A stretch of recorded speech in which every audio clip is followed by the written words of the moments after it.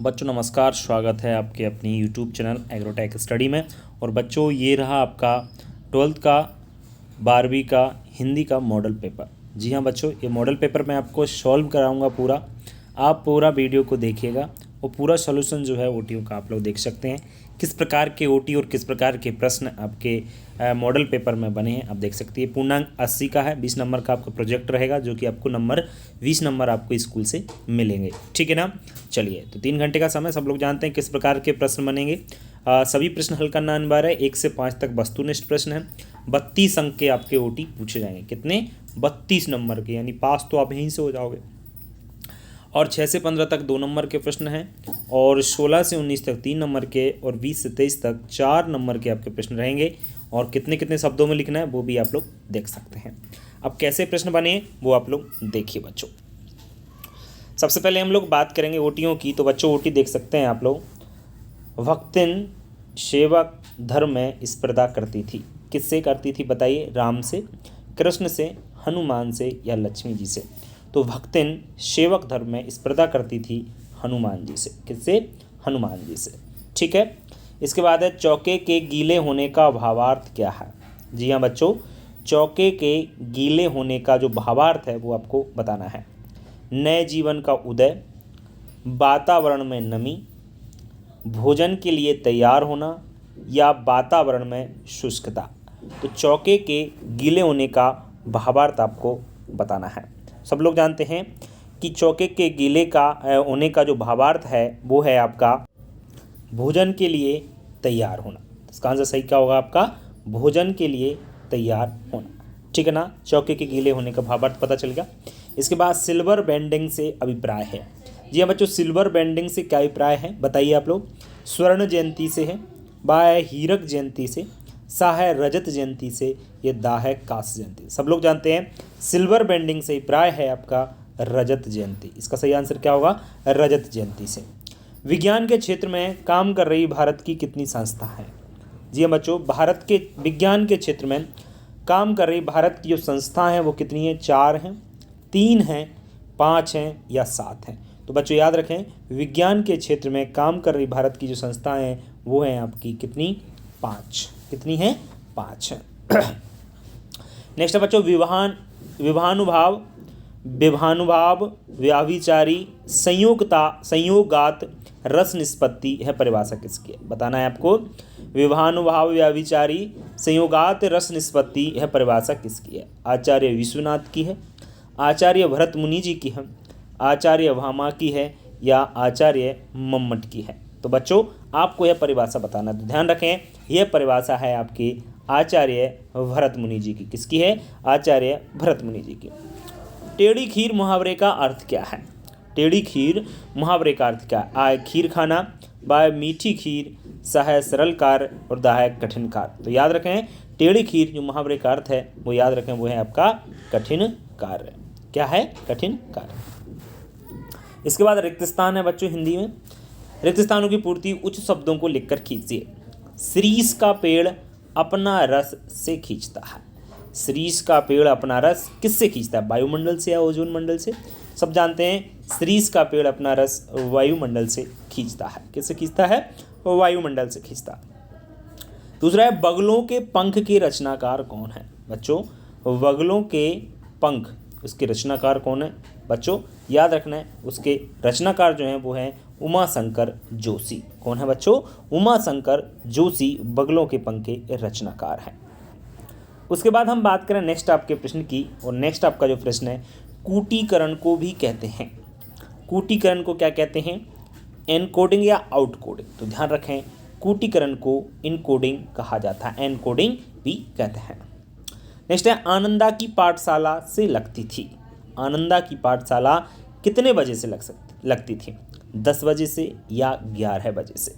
तो आनंदा की पाठशाला लगती थी बच्चों, सब जानते हैं 11 बजे से। कितने बजे से? 11 बजे से आनंदा की पाठशाला लगती थी। उसके बाद है अच्छे विद्यार्थी परिश्रमी होते हैं। यह वाक्य है, संयुक्त वाक्य है या साधारण वाक्य है? तो याद रखें, अच्छे विद्यार्थी परिश्रमी होते हैं, इसका सही आंसर होगा साधारण वाक्य है। कैसा वाक्य है? साधारण वाक्य है। नेक्स्ट है चौथा, गद्य पद मिश्रित काव्य कहलाता है। गद्य पद्य मिश्रित काव्य कहलाता है?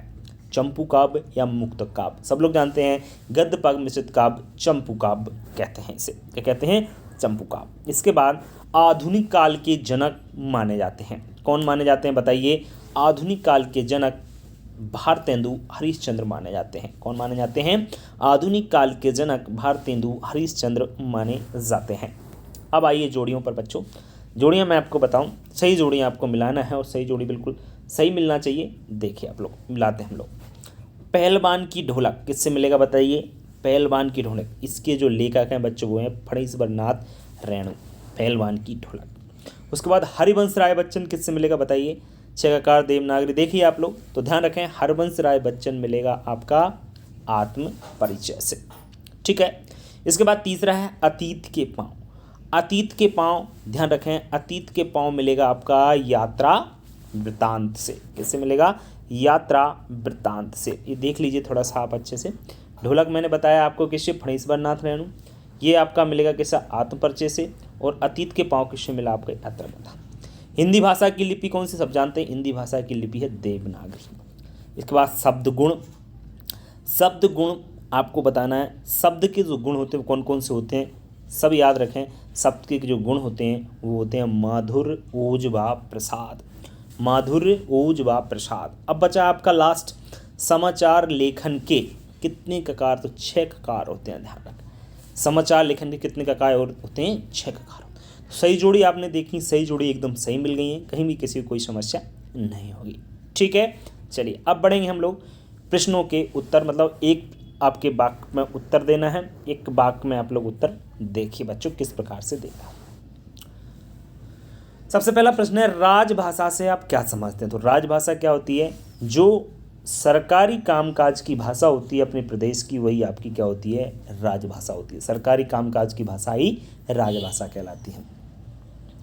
इसके बाद है कविता का पहला उपकरण क्या है? बच्चों कविता का पहला उपकरण होता है शब्द। याद रखें, कविता का पहला उपकरण क्या होता है? शब्द होता है। ठीक है। इसके बाद था यशोधर बाबू ने मैट्रिक की परीक्षा किस स्कूल से पास की थी? तो बच्चों यशोधर बाबू ने मैट्रिक की जो परीक्षा है वो किससे पास की थी? स्कूल से। एक स्कूल था अमोला। कहाँ पर था ये स्कूल? मैं आपको बताता हूँ बच्चों।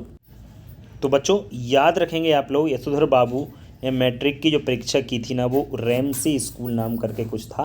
ध्यान रखें, अल्मोड़ा का कुछ रेमसे स्कूल था, वहाँ से इन्होंने मैट्रिक की परीक्षा पास की थी। इसके बाद चौथा है मैं पढ़ लिख कर वकील बनूंगा, अछूतों के लिए कानून बनाऊंगा और छुआछूत को खत्म करूंगा। यह कथन किसका था? सब जानते हैं यह आपका जो कथन था वो भीमराव अंबेडकर जी का था। किसका था? भीमराव अंबेडकर जी का ये कथन था।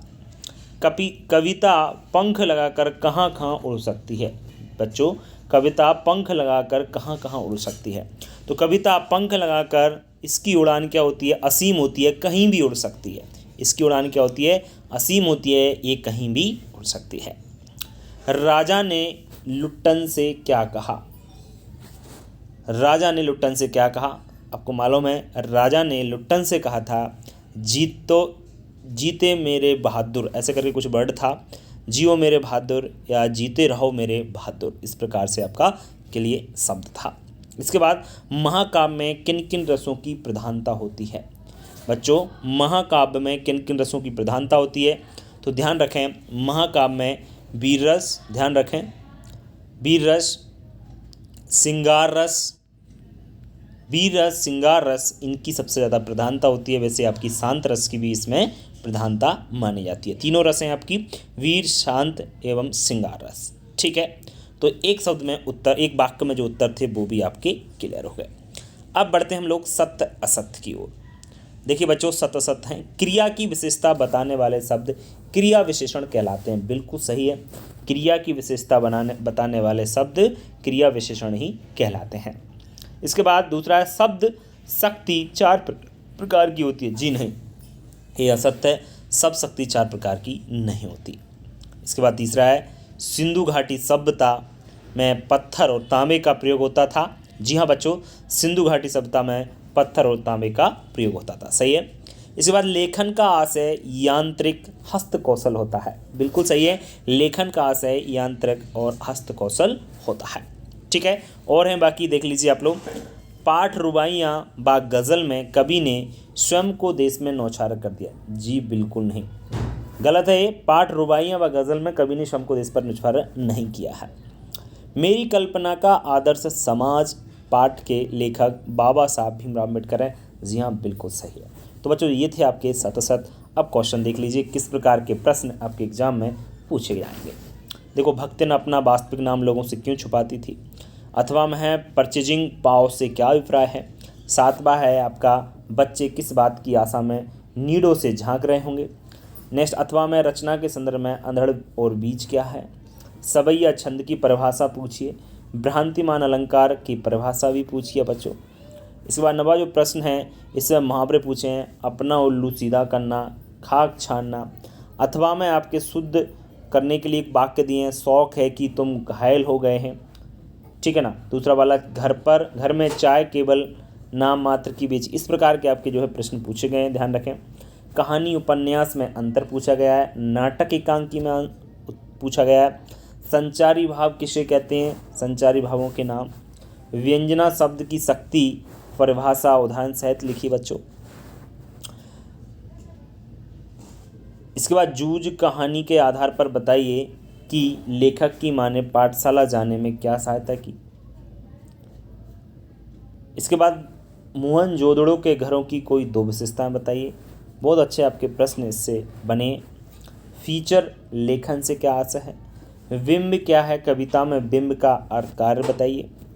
भाव पल्लवन लिखिए, क्या होता है भाव पल्लवन कर।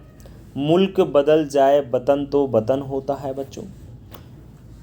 भाव पल्लवन कर लिखना है इसको। मुल्क बदल जाए वतन तो वतन होता है। इसके बाद उपसर्ग एवं प्रत्यय में अंतर पूछा है। लिखित हुए दोनों को एक एक उदाहरण आपको बताना है। इसके बाद प्रश्न, छायावाद की दो प्रवृत्तियां लिखिए। छायावाद के कवियों के नाम पूछे हैं। आगे बात करें हम लोग प्रगतिवाद की दो प्रवृत्तियां लिखते हुए दो प्रगतिवादी कवियों के नाम। फिर है फणीश्वर नाथ रेणु और हजारी प्रसाद द्विवेदी, इनमें से एक का आपको क्या लिखना है, रचनाएं दो और भाषा शैली आपको बतानी है।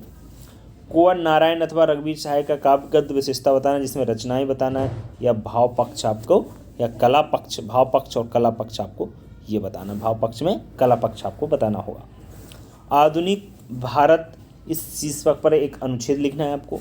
और जनसंख्या समस्या, इस पर शीर्षक डॉक्टर अथवा नागरिक का संवाद आपको लिखना है। फिर आपका जो गद्यांश दे रखा है, देखिए गद्यांश ये पूरी तरीके से पढ़ के आप लोग कर सकते हैं इसके आंसर। ठीक है, प्रश्न ये आपके देख रखी हैं।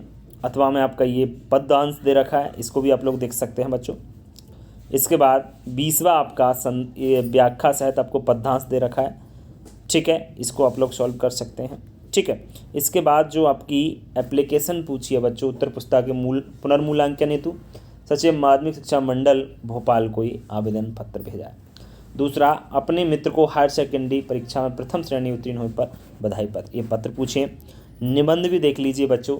निबंध कोरोना पे ये 100% आपका बोर्ड में भी आएगा, ध्यान रखें। कोरोना लक्षण उपचार पर, स्वच्छ भारत अभियान पर भी आ सकता है, कंप्यूटर है, बालिका शिक्षा महत्व है, उत्तम विद्यार्थी, तो ये आपके ये निबंध पूछे जा सकते हैं। कोरोना लक्षण ये उपचार बहुत इंपॉर्टेंट है, ये पूछा ही जाएगा, इसको आप लोग जरूर जाए। तो बच्चों आपने देखा कि जो हायर सेकेंडरी का आपका पेपर था 12th का हिंदी का, सब बच्चों के पास पहुंचा दीजिए। इसको शेयर करना ना भूलें बिल्कुल बच्चों। वीडियो अच्छा लगा तो वीडियो को लाइक करो, अपने दोस्तों को शेयर जरूर कीजिए। ठीक है बच्चों, मिलते हैं नेक्स्ट वीडियो में, तब तक के लिए नमस्कार।